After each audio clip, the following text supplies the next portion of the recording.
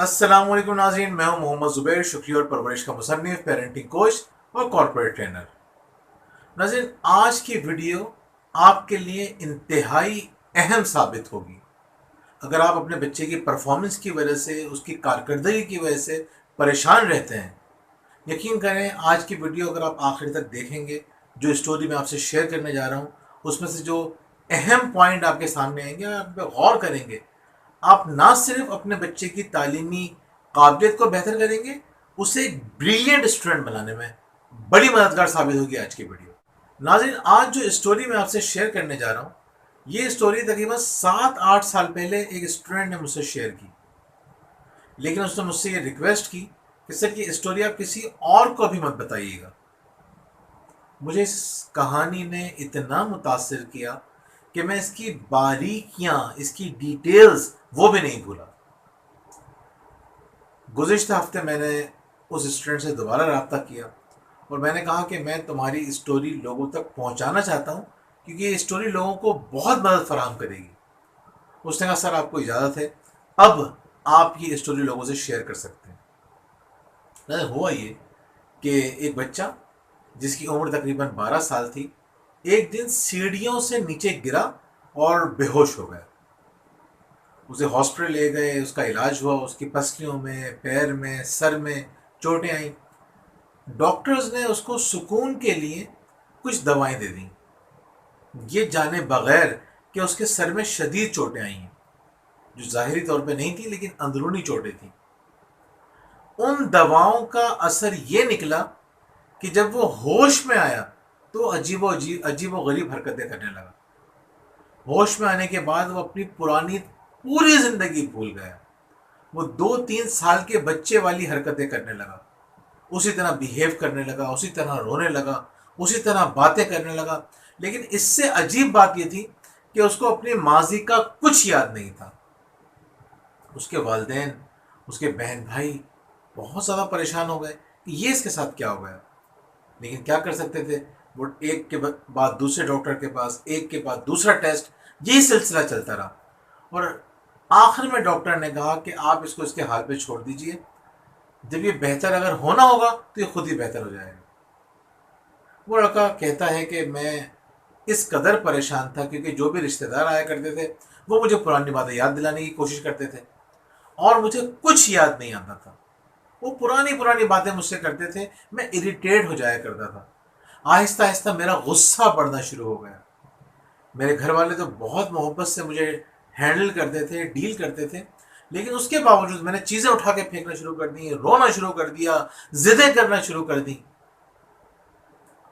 घर वाले परेशान रहे। फिर जब मैं घर से बाहर निकलता था, मेरी उम्र के दूसरे लड़के थे, उन्होंने मेरा मजाक उड़ाना शुरू कर दिया क्योंकि मैं बच्चों वाली हरकतें करता था, मुझ पर हुटिंग करना शुरू कर दी। इसलिए मैंने घर से निकलना ही छोड़ दिया। अब मैं घर में होता था, वही मेरा शोर शराबा, वही मेरी बदतमीजियाँ। वक्त गुजरता गया। तकरीबन 5-6 महीने का अरसा गुजरने के बाद एक दिन मैंने घर वालों से कहा कि मैं पढ़ना चाहता हूँ, क्योंकि मैं देखता था मोहल्ले के बाकी बच्चे भी थे, वो भी पढ़ने जाते थे, तो मैं पढ़ना चाहता हूँ। तो मेरी जो बहन है, मेरी बहन का वो कहते हैं कि ख़ास तौर पे सबसे बड़ा जो मुझ पे एहसान था, जो किरदार था, वो मेरी बहन का था। मेरी बहन थोड़ी सी परेशान तो हुई, घर वाले भी परेशान हुए क्योंकि मैं बहुत ज़िद करने लगा था, बहुत ज़्यादा शोर शराबा करने लगा था। लेकिन खैर, मेरी बहन की एक दोस्त थी, उन्होंने कहा कि मेरे घर पे भेज दिया करो उसे, मैं घर में पढ़ा दूँगी। मुझे पढ़ाई का ऐसा जुनून हो गया कि मैं 7-7, 8-8 घंटे अलिफ बे से मैंने पढ़ना शुरू किया था।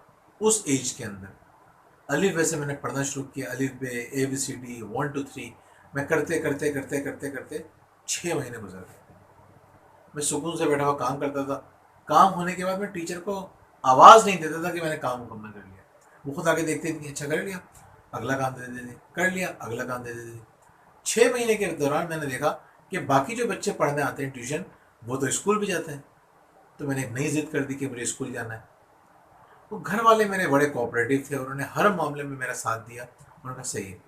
उन्होंने जब स्कूल्स का विज़िट करना शुरू किया, अच्छा मेरी बहन की समझदारी देखिए, उन्होंने ये नहीं कहा कि मैं इसको छोटे बच्चों के साथ बिठा दूंगी। ان کو اندازہ تھا کہ یہ میرے ذہن کے لیے بہت نقصان دہ ہوگا. میرے رہا سہا کانفیڈنس ہے وہ بھی ختم ہو جائے گا جب میں بچوں کے درمیان بیٹھ کے پڑھوں گا. تو میری بہن جس بھی اسکول میں جاتی تھی کہتی تھی اس کو 8 کلاس میں بٹھانا ہے, 8ویں میں بٹھانا ہے اس کو. وہ کہتے تھے اس کو تو کچھ بھی نہیں آتا, اے بی سی ڈی الف بے یہ چیزیں اس کو نہیں آتی صحیح طرح, ہم اس کو کس طرح سے کلاس 8 میں بٹھا لیں. فائنلی ایک ویلفیئر کا اسکول تھا, انہوں نے اس شرط پہ پرمیشن دی کہ اگر اس کا رزلٹ خراب آیا تو آپ اس کو اٹھا لیں گے, ہم ذمہ دار نہیں ہیں اس کے رزلٹ کے. میری بہن نے کہا ہاں کوئی مسئلہ نہیں ہے. 6 مہینے باقی تھے, کلاس 8 میں جا کے بیٹھا اور میں نے بہت محنت کر کے بہت دل لگا کے پڑھا. کلاس 8 کا جب رزلٹ آیا تو میری 4تھ پوزیشن بنی کلاس کے اندر. سب بہت حیران ہوئے کہ میری پوزیشن بن کیسے گئی. گھر والوں کو کانفیڈنس ہوا, پھر انہوں نے کہا اب ہم اس کو کسی اچھے اسکول میں پڑھائیں گے. انہوں نے اسکول ڈھونڈنا شروع کیے, بڑے اسکولز نے سب نے منع کر دیا اس کو ایڈمیشن نہیں مل سکتا. فائنلی ایک اچھے اسکول میں پھر بھی ایڈمیشن ہو گیا. 9 کلاس میں اس لڑکے نے اس قدر جان ماری, اتنی محنت کی کہ اس کی 74% آئی. 74% آنے کا اس کو فائدہ یہ ہوا کہ اس کا کانفیڈنس بوسٹ ہو گیا. اب میٹرک کے اندر اس نے پہلے سے کہیں بڑھ کر محنت کی. صرف 10th کلاس کے اندر اس کی 92% بنی. اس طرح اوور آل میٹرک کی جو اس کی پرسنٹیج تھی وہ A1 گریڈ والی بن گئی.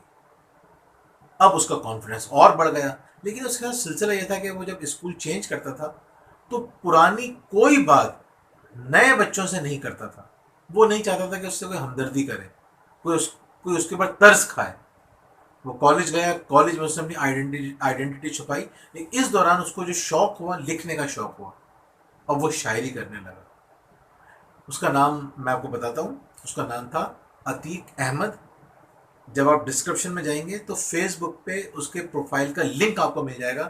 اب آپ جا کے اس کا پروفائل چیک کر سکتے ہیں. اب اس نے شاعری کرنا شروع کر دی, آرٹ اینڈ کرافٹ میں اس نے انٹرسٹ لینا شروع کر دیا. اس نے ایگزیبیشن کی اپنی بہن کی مدد سے مل کے آرٹ اینڈ کرافٹ کی. پھر اس کے بعد اس کا ایڈمیشن ہو گیا یونیورسٹی کے اندر. یونیورسٹی کے اندر جا کے ملک کی ایک نامور یونیورسٹی ہے, اس میں اس کا ایڈمیشن ہوا. وہاں جا کے ہوا یہ کہ اس کی جو شاعری کی خوبی تھی وہ بھی نکل کے سامنے آئی. پھر اس نے میوزک میں انٹرسٹ لیا, اس نے میوزک کرنے لگا. پھر گانے کا شوق تھا, یہ گانے گانے لگا. پھر یہ لٹریچر جو اکیڈمی تھی اس یونیورسٹی کی, وہاں اس نے ایڈمیشن لیا. لٹریچر میں سے اپنے آپ کو پروف کیا, تھیٹر کیے, ایکٹنگ کی, سب کچھ کیا. ہر جگہ پہ اس نے اپنی بھرپور پرفارمنس دی. یہ اس وقت کی بات ہے جب میں کراچی یونیورسٹی میں پڑھا رہا تھا. میرا اپنا ایک گروپ تھا, میں ایک بہت زبردست قسم کا ایونٹ کرنے جا رہا تھا. تو میں نے عتیق سے اور اس کے دوستوں سے رابطہ کیا. اس کے سارے جو دوست ہیں ان سب سے میری بڑی اچھی انڈرسٹینڈنگ ہے, سب میرے دوست ہیں. تو میں نے کہا میں کراچی یونیورسٹی میں ایونٹ کرنے جا رہا ہوں, تمہاری سپورٹ چاہیے. عتیق اور اس کے دوستوں نے زبردست طریقے سے میری سپورٹ کی. جب میں نے کراچی یونیورسٹی میں ایونٹ کیا, وہ 300 سے زیادہ لوگوں کا ایونٹ تھا, جس کے اندر 50 والنٹیئرس تھے. ان 300 لوگوں کے اندر ٹیمز بنا کے ان کے اوپر 5 لیڈرز بنائے. ان 300 سے زیادہ لوگوں کے اندر جو 5 لیڈر بنے اس میں ایک عتیق تھا. عتیق کی پرفارمنس بہت زبردست تھی. اس کے مشورے مجھے بہت اچھے لگتے تھے. بہت سنجیدگی سے وہ چیزوں کو دیکھتا تھا بہت لائیولی, لیکن چیزوں کو بہت سنجیدگی سے دیکھا کرتا تھا. پھر اس کے بعد یونیورسٹی کے اندر اس نے ایم بی اے کیا, سپلائی چین کے اندر اس نے اپنا ایم بی اے مکمل کیا. اب مارکیٹنگ کے اندر دوسرا ایم بی اے کر رہا ہے. ملک کی بڑی کمپنیز کے اندر اس نے جاب کی ہے, ابھی بھی جاب کر رہا ہے. ناظرین, عتیق کی زندگی میں اس کے دوستوں کا بڑا اہم کردار تھا. دوستوں نے اس کو بہت زیادہ ساتھ دیا. ایک تو فیملی کی سپورٹ تھی, ساتھ ساتھ اس کے دوستوں کی بہت سپورٹ تھی. قدم قدم پہ دوستوں نے اس کی مدد کی. عتیق کہتا ہے کہ پہلے میں اپنی آئیڈینٹی چھپایا کرتا تھا, اب نہیں چھپاتا. پہلے میں یہ نہیں چاہتا تھا کہ کوئی مجھے طرز کھائے, کوئی مجھے سمجھے کہ میں کوئی اسپیشل ہوں. لیکن اب میں اپنی آئیڈینٹی لوگوں کو بتاتا ہوں تاکہ کوئی مجھ سے اگر بات کرے تو میں اس کو بتا سکوں کہ میں واقعی میں اسپیشل ہوں. لوگ 25 سال میں اتنا کام نہیں کرتے جتنا کام میں نے 10 سالوں کے اندر کر لیا. میری اچیومنٹ اتنی زیادہ ہیں کہ پوری زندگی کے لیے کافی ہیں. لیکن میں رکا نہیں ہوں, میں اور آگے بڑھ رہا ہوں. یہ بات صحیح ہے کہ مجھے ماضی کا کچھ یاد نہیں ہے, لیکن جتنا یاد ہے وہ میری زندگی کو شاندار بنانے کے لیے کافی ہے. ناظرین, یہ ویڈیو میں نے آپ کے لیے اس لیے بنائی ہے کہ میں آپ کو یہ احساس دلا سکوں کہ آپ کا بچہ زندگی کے کسی بھی اسٹیج پہ کھڑا ہوا ہو، آپ نے اگر اس کی صحیح رہنمائی کر دی، یقین کریں ڈس اپوائنٹ ہونے کی ضرورت نہیں ہے۔ میں بہت سارے ایسے والدین کو بھی جانتا ہوں جو یہ کہتے ہیں کہ ہمارا بچہ جب 7ویں 8ویں کلاس میں تھا اس کو پڑھائی میں انٹرسٹ نہیں تھا، تو ہم نے اس سے پڑھائی چھڑوا لی، اس سے پڑھائی نہیں آ رہا تھا، ہم کیا کرتے؟ اگر انہوں نے یہ اسٹوری سنی ہوتی، یقین کریں وہ اپنے بچے کی پڑھائی چھوٹنے نہیں دیتے، اس کی مدد کرتے، اس کو بتاتے کہ جس طرح عتیق نے کیا تم بھی کر سکتے ہو۔ ناظرین، یہ عتیق کی کہانی ہمیں یہ رہنمائی دیتی ہے کہ ہم اپنے بچوں کو ایک بریلینٹ اسٹوڈنٹ بنا سکتے ہیں، چاہے وہ بظاہر کتنا ہی کمزور کیوں نہ ہو، چاہے اس کی ایج کتنی ہی کم کیوں نہ ہو۔ اور آج اگر آپ اس کی رہنمائی کریں گے تو بہت تھوڑے سے عرصے کے اندر فوکسڈ اگر آپ کی رہنمائی ہوگی تو وہ بہت ترقی کرے گا۔ ناظرین، ایک ویڈیو کے اندر ہم آپ کے ذہن کی جو آپ کے بچے کی جو پرابلمس ہیں سب کا جواب نہیں دے سکتے۔ جیسے کتاب آپ دیکھتے ہیں، کتاب کے پہلے باب میں آپ کو بتایا جاتا ہے کیا کیا کر سکتے ہیں، اگلے ابواب میں آپ کی رہنمائی کی جاتی ہے کہ یہ کیسے ہوگا۔ یہ ویڈیو بھی آپ کے بچے کو ذہین اور آپ کے بچے کی یادداشت بہتر کرنے کے لیے، اسے کریٹو بنانے کے لیے مددگار ثابت ہوگی، لیکن یہ ابتدا ہے۔ اب ہم ایک سیریز چلائیں گے جس میں ہم بتائیں گے کہ اب آپ کو کیا کیا کام کرنے ہیں جس کی مدد سے آپ کا بچہ ایک ذہین اور ایک شاندار بچہ بن سکتا ہے۔ یہ ویڈیو آپ کو یہ امید دلانے کے لیے ہے کہ آپ کا بچہ ذہین بن سکتا ہے۔